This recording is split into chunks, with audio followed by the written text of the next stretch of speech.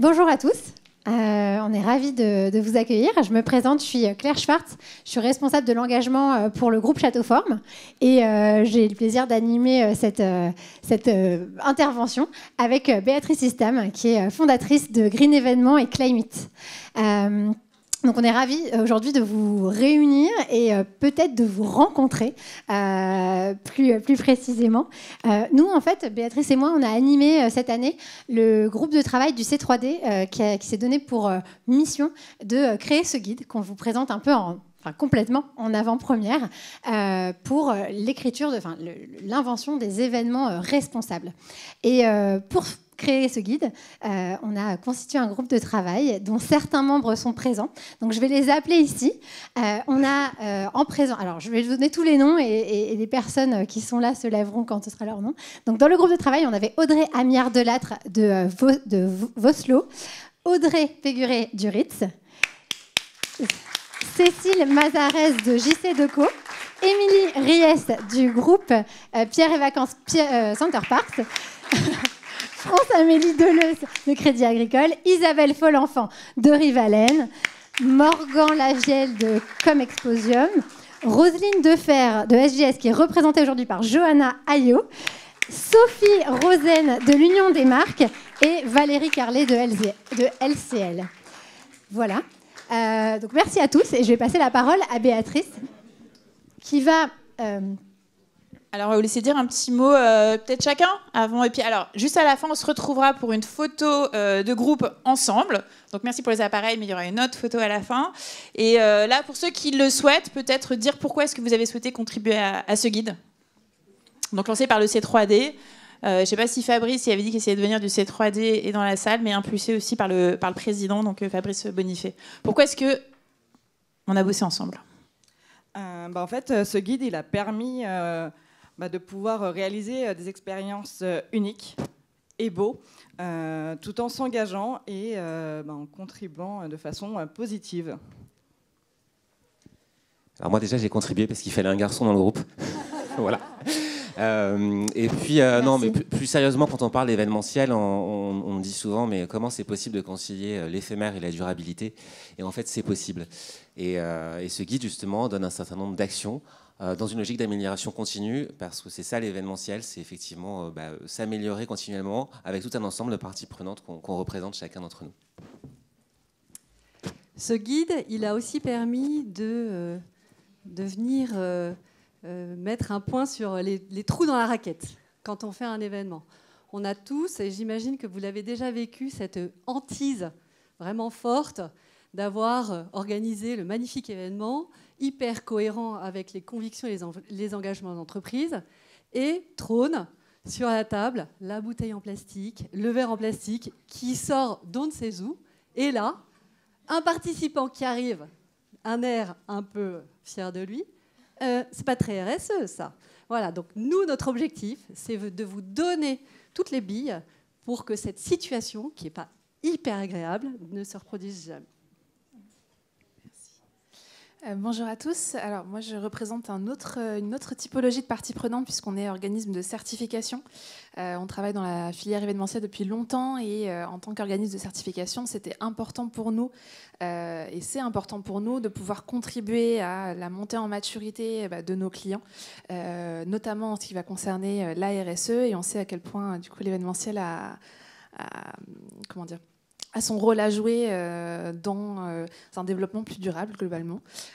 Et donc on était très contents de pouvoir participer à ce guide pour un événementiel plus durable.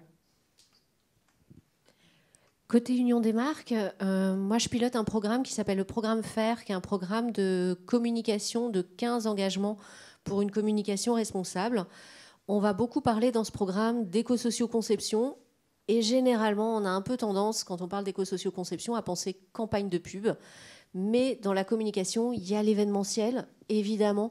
Donc c'était un plaisir de pouvoir contribuer, de pouvoir le faire rayonner après auprès de nos membres pour qu'ils aient toutes les bonnes clés pour pouvoir développer ces fameux événements responsables. Oui, on parle de clés, en effet. Nous, au niveau du groupe Pierre et Vacances Center Parks, on a une activité, donc MICE, événement d'entreprise, finalement assez limité proportionnellement à notre chiffre d'affaires. Pour autant, ça nous semblait hyper important pour moi en interne de pouvoir leur donner des clés, donc très opérationnelles, de se poser des questions eux-mêmes pour accompagner les clients en termes de restauration, en termes, enfin, on va voir tout ça tout à l'heure. Et c'est vrai que l'événementiel, je ne sais pas parmi vous qui organise qui parmi vous c'est le travail d'organiser des événements. D'accord. Et parmi les autres personnes, est-ce qu'il y en a qui organisent régulièrement des événements pour le compte de leur entreprise? D'accord. Donc, c'est vrai que quand on organise nous-mêmes des événements, on se dit, est-ce que c'est le séminaire annuel? Est-ce que c'est un anniversaire qui célèbre une chose importante dans l'entreprise? On n'a pas l'impression que c'est si important que ça. Et c'est vrai ce que tu disais, Isabelle. Le diable est dans le détail. C'est pas la bouteille d'eau qui fait l'empreinte carbone ou l'empreinte plastique. Pour autant, c'est le petit point que les collaborateurs vont retenir. Et inversement, si vous testez des choses et que ça se passe bien, eh ben c'est la marque qu'on peut aller dans un monde responsable et durable joyeusement. Merci à vous et on se retrouve donc dans une petite demi-heure tous ensemble sur scène. Alors, on va vous dire la vérité et on va vous dire quelles sont nos ambitions de vous avoir réunis aujourd'hui. Donc ce guide, on va vous le distribuer pour ceux qui le souhaitent. Donc commencez à réfléchir, ceux qui veulent peut-être une version papier. Il y a la version téléchargeable en ligne. Vous pourrez aussi le retrouver sur nos différents stands. Tu as posé la question effectivement de qui organisait des événements. Donc c'est à peu près la moitié des personnes ici, j'ai l'impression. Est-ce qu'il y en a qui sont à la direction RSE des entreprises? C'est ça, donc c'est à peu près moitié-moitié. Il y en a peut-être qui ont les deux casquettes. Ah, là vous avez... Voilà. Donc effectivement, ce guide à la base c'est plutôt, on va dire, un cadeau des directions RSE ou une demande à ceux qui organisent des événements. Plutôt, on a pris l'angle positif. Donc c'est pas, s'il vous plaît, ne gâchez pas toute notre démarche RSE. C'est plutôt, regardez, ensemble, on peut faire rayonner notre politique RSE. Mais c'est un petit peu le même message. Et donc l'ambition aujourd'hui, c'est de vous faire partager un certain nombre de convictions. Donc on va vous présenter, vous faire aimer ce qu'on a créé, donc en vous l'offrant. Et puis aussi, et peut-être surtout, de faire, on espère, de vous des ambassadeurs pour contribuer à cet effet boule de neige et à déployer ce mouvement de l'événementiel éco-responsable qui avance maintenant quand même assez fort. On ne vit pas du tout la même chose qu'il y a 10 ans. Et puis, on se dit, là aussi, commencer à réfléchir. On va vous passer le micro tout à l'heure. On se dit que ce qui serait vraiment super chouette, ça serait que dans un an, on se retrouve ici et puis qu'on puisse se dire, alors, grâce à nous, tous, le guide, mais vous aussi, parce qu'on en a parlé, depuis un an, est-ce que vraiment on a réussi à changer la donne? Est-ce que ces pratiques, elles ont été propagées? Est-ce qu'elles ont été mises en œuvre? Donc on est très preneur de toutes vos idées, de tout ce que vous pouvez faire pour contribuer. Je vais passer la parole à Claire pour justement, je parlais d'ambition, pour que tu nous dises ce qu'on a cherché à faire avec ce guide. Ouais, en fait, on est reparti d'une conviction que en fait, la rencontre est absolument indispensable. En fait, on se rencontre aujourd'hui avec les trajectoires de décarbonation, avec les stratégies environnementales, etc., qu'on pourrait se dire que les événements, c'est un peu superficiel, c'est un peu superflu, et puis si on veut décarboner, autant commencer par arrêter de se déplacer, de se réunir, c'est superflu. Et nous, en fait, on ne croit pas. Nous, on est en fait convaincus que la rencontre est absolument indispensable. Parce que c'est dans la rencontre qu'on crée du lien, qu'on progresse, qu'on connaît l'autre, qu'on innove, qu'on s'inspire. On a absolument besoin de se rencontrer. Et pour se rencontrer, il faut être ensemble. Ça passe par un regard, ça passe par un moment partagé ensemble. Devant une visio, on peut se réunir.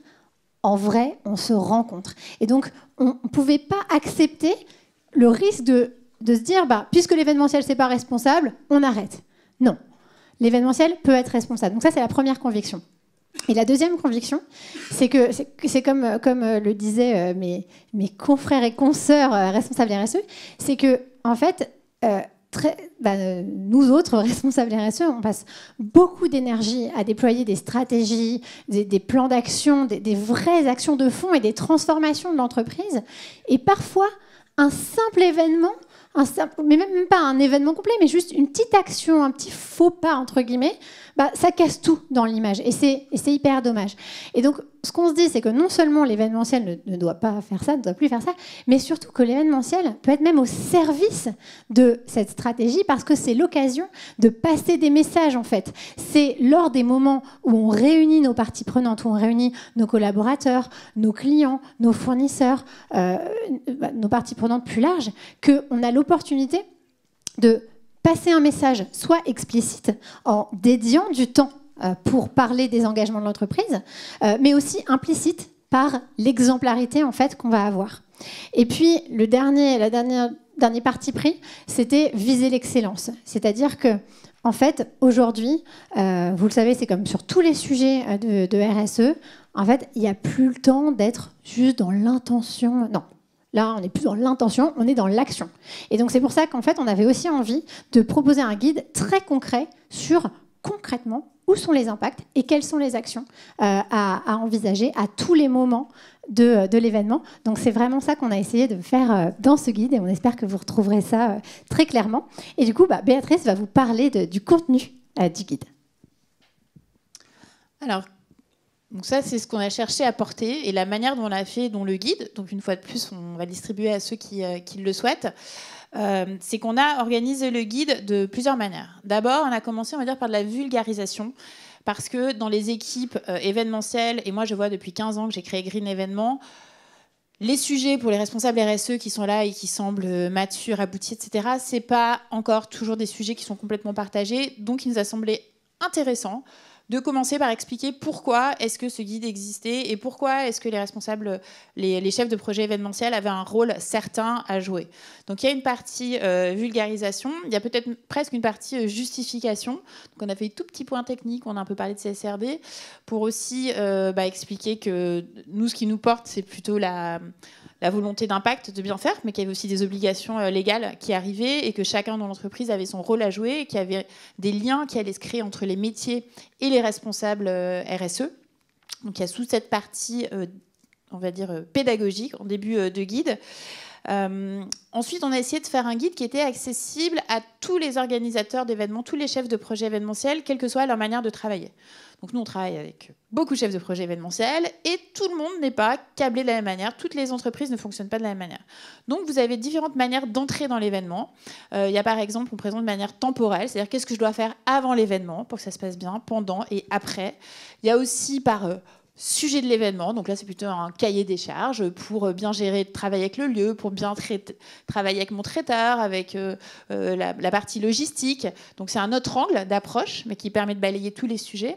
Et enfin, et ça c'est un sujet qui moi personnellement me tient à cœur, parce que je trouve ça plus intéressant intellectuellement, c'est le sujet de l'impact, c'est-à-dire sur quelle que soit la temporalité, quel que soit le poste, finalement grâce à mon événement, comment est-ce que je vais faire pour contribuer à des sujets qui nous touchent, à nos sujets d'impact, pour entrer dans l'économie circulaire, dans le zéro déchet, dans le bas carbone. On parle aussi d'inclusion, parce que sur Produits Durables, on parle beaucoup d'environnement. Mais dans l'événementiel, on a aussi une vraie capacité à avoir une responsabilité sociale et sociétale forte. Donc un des sujets qui est abordé, c'est par exemple le sujet de l'inclusion. Comment faire pour faire travailler des gens qui sont éloignés de l'emploi? Et en fait, on peut vraiment le faire. On crée plein d'histoires extraordinaires dans l'événementiel. Donc c'est aussi un sujet qui est abordé.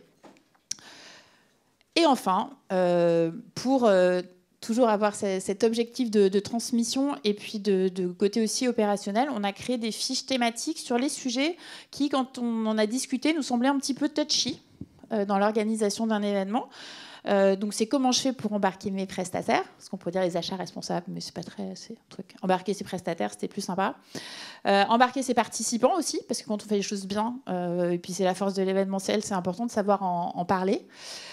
Comment communiquer justement, mais sans greenwashing. Ça, on sait que c'est un sujet récurrent pour, je pense, chacun d'entre vous. On a envie de dire ce qu'on a fait, mais on a toujours peur de ne pas bien le dire, de trop en dire. Donc, on vous donne des indications là-dessus. Et puis, on parle donc d'une fiche thématique sur l'économie circulaire. Comment on fait pour ne pas avoir de déchets sur nos événements? Oui, c'est possible. Oui, on peut viser du zéro déchet. Est-ce qu'il y en a qui ont déjà essayé sur leurs événements cette ambition? Il y en a qui ne lèvent pas la main, mais je sais que oui, ils font oui, comme ça. Oui, c'est des sujets qui vous concernent. Fiche thématique sur le bas carbone. Est-ce que c'est possible de déplacer des gens, de faire des choses éphémères et d'être dans une logique de trajectoire carbone. Ben oui, voilà. En tout cas, on vous donne des indications pour aller dans ce sens-là. Et puis pareil, ce que je disais sur comment est-ce qu'on fait pour contribuer à une société plus inclusive. Et là aussi, il y a plein de manières de le faire sur nos événements. Donc vous avez aussi comme ça des fiches pratiques et thématiques. Franchement, on aurait pu écrire un bouquin comme ça. Voilà, on s'est dit que si on voulait que ce soit accessible, je ne sais plus combien de pages, une trentaine de pages ? Une trentaine de pages, il ne fallait pas dépasser la trentaine de pages. Après, il y a plein de ressources sur le net. Il y en a sur le site du C3D, il y en a plein d'endroits. Chacun des membres du groupe sera aussi à votre disposition le cas échéant. Mais 30 pages, ça va être le bon compromis pour à la fois avoir cette ambition de vision haute et puis de côté opérationnel. Et puis après, à vous de vous retrousser les manches et puis d'aller chercher les bonnes solutions. Alors maintenant, parce qu'on vous l'a un petit peu montré, mais on va vous le distribuer. Mais comme on est dans une démarche éco-responsable, on va le distribuer qu'à ceux qui le veulent. Et sentez-vous hyper à l'aise parce que de toute façon, si vous ne le voulez pas en version papier, il est déjà disponible en ligne sur le site du C3D. Il est également disponible sur le site de Climate, donc le calculateur carbone. Il sera très vite disponible sur le site de Châteauforme et j'espère sur le site d'autres acteurs l'Union des marques, peut-être comme Exposium, je ne sais pas. En tout cas, les acteurs de l'événementiel, ceux qui veulent porter avec nous la démarche. Donc, en tout cas, ceux qui veulent, dites-le. Là, il y a des guides version papier. Voilà, levez bien. Ah, bah c'est chouette. Enfin, ça veut dire que vous êtes quand même pas venus pour rien.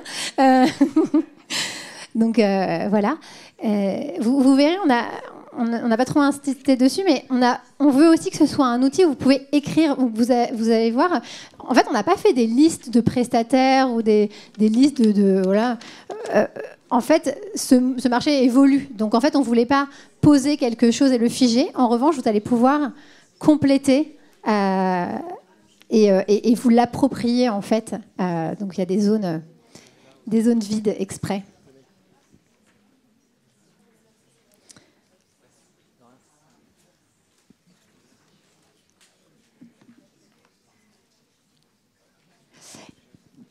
Plus personne va t'écouter maintenant. Ouais, c'est vrai.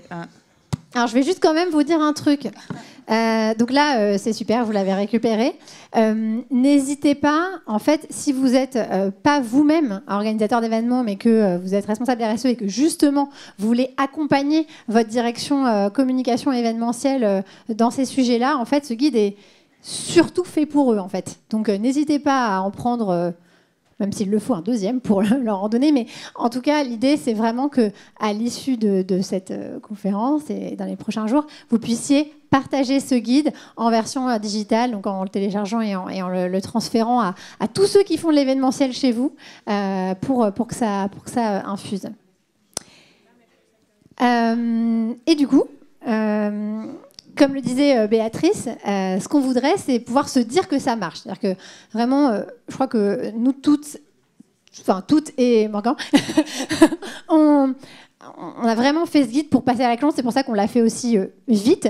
Là, l'idée, maintenant, c'est le moment de l'action. Et ce qui va compter, c'est qu'on voit la transformation de l'événementiel. Donc là, l'idée, c'est qu'on puisse échanger et se dire, qu'est-ce qui fera que dans un an, on sera content. Est-ce que vous avez des idées pour se dire qu'est-ce qui fera que dans un an, on est content de se dire on a réussi à diffuser ce guide et on a réussi à faire bouger l'événementiel. Donc là, on va passer le micro. Et c'est aussi des questions à l'un ou à l'autre ou sur le guide, etc. On est à votre disposition. Et le plus dur, c'est le premier, donc on va désigner quelqu'un. Dominique, tu as une question ou une idée sur comment diffuser le guide ? Je sais que Dominique a toujours des idées.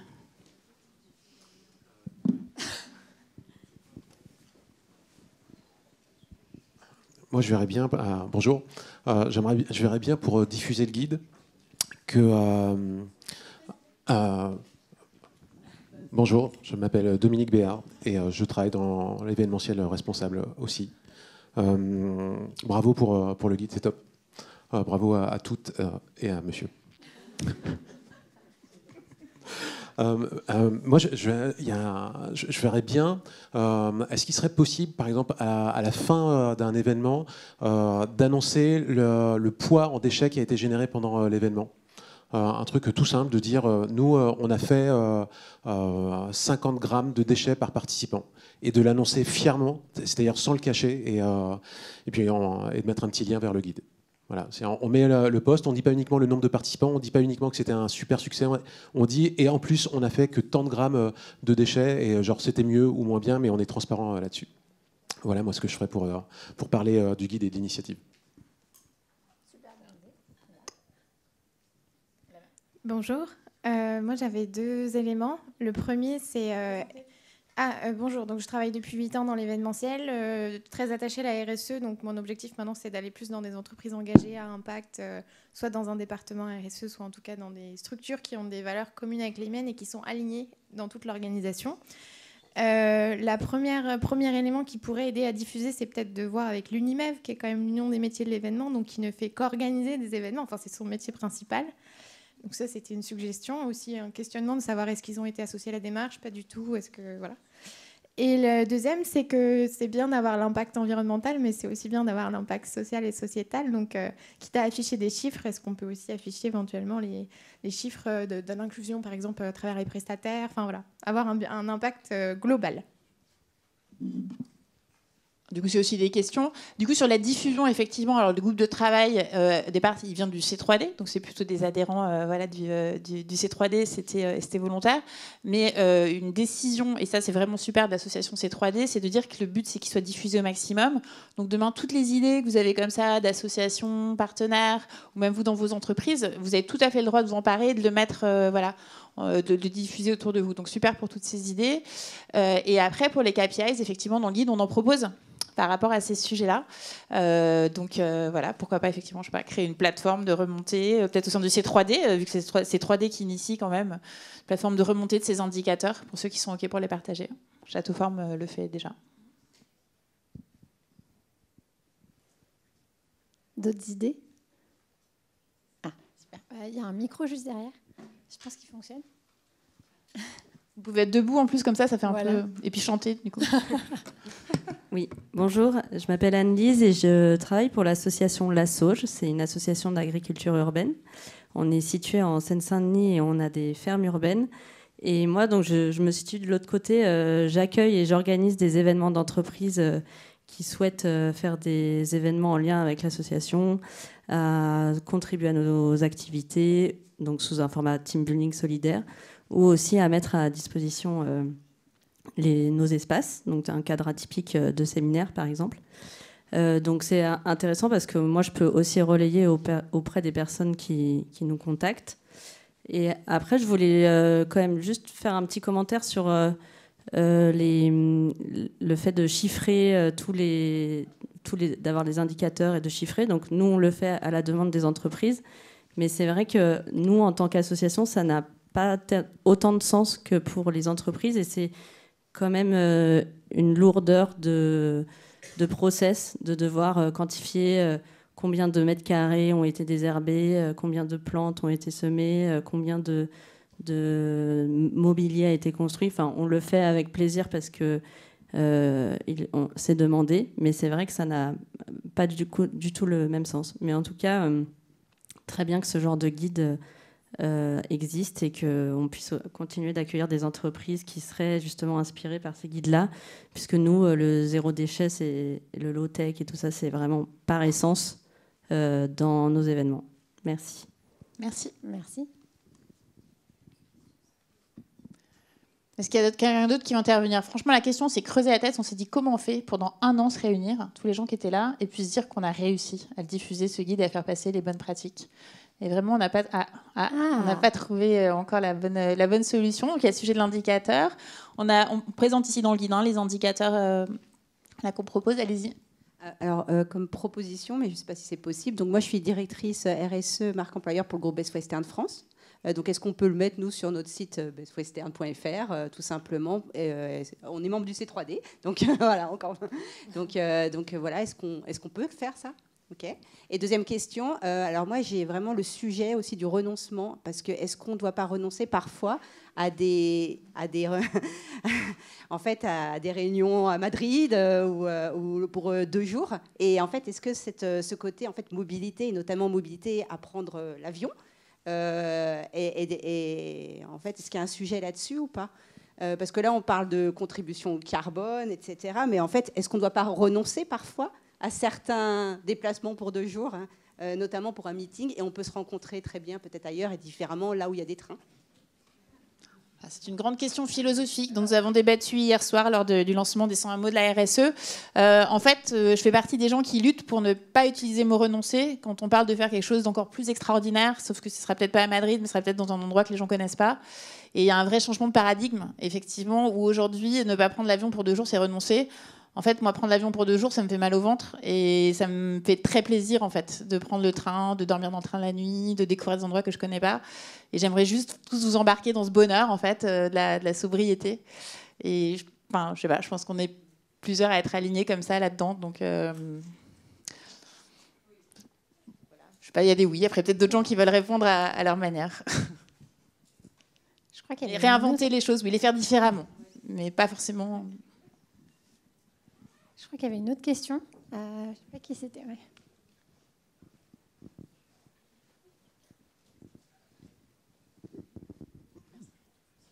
Bonjour, je m'appelle Marianne Vernet. Je travaille chez Colas Rail, une entreprise qui construit des chemins de fer dans 24 pays. Notre organisation, donc on a des agences qui sont spécialisées par territoire ou par métier et qui vont parfois organiser des événements de manière autonome, à petite échelle, pour leurs équipes, pour leurs partenaires locaux. Et ce n'est pas forcément l'équipe communication en centrale qui va s'en occuper. Je n'ai pas précisé, je travaille à la RSE, pas à la communication. Moi, je me disais qu'une manière de diffuser ce guide serait en fait de le mettre à la portée de ceux qui vont localement au sein de l'entreprise organiser des événements, sans parfois référer à la com, sans parfois référer aux fonctions support type achat, etc. Et de leur dire, peut-être limite de leur faire une synthèse ou une mise en bouche de ce guide pour leur dire: votre événement devra être le plus durable possible. Voilà un condensé de bonnes pratiques ou d'inspiration que vous pouvez mettre en œuvre, que vous soyez en Égypte, aux Philippines ou dans la Creuse, pour faire de votre mieux à votre échelle avec votre budget. Super. Et je retiens qu'il faut le traduire du coup. C'est pour ça que je posais la question tout à l'heure, est-ce qu'il existe en anglais? Ou est-ce qu'il existera en anglais? Mais c'est une très bonne suggestion. Mais effectivement, un des sujets, en fait, c'est que la fonction organisateur d'événements dans les entreprises, elle est assez diffuse. Il y a effectivement des directions communication, mais il y a aussi beaucoup de gens qui organisent des événements et qui ne sont pas forcément identifiés. Donc c'est un des enjeux de réussir à le partager.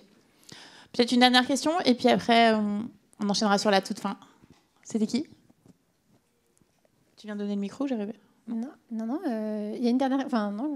Une dernière question, est-ce qu'il y a une dernière intervention? Alors peut-être qu'on peut faire, tu avais proposé qu'on fasse une photo avec le groupe, donc Sophie ne part pas. Et si ça vous dit, parce que si on se donne cet objectif, que dans un an, on remobilise sur le sujet, s'il y en a qui veulent venir sur la photo, on serait ravis de vous accueillir. Et on a quelques personnes qui vont prendre la photo, donc avec les contributeurs du guide et puis les participants qui ont envie de participer au rayonnement. Donc je vous propose de nous rejoindre sur la scène pour une belle photo de groupe.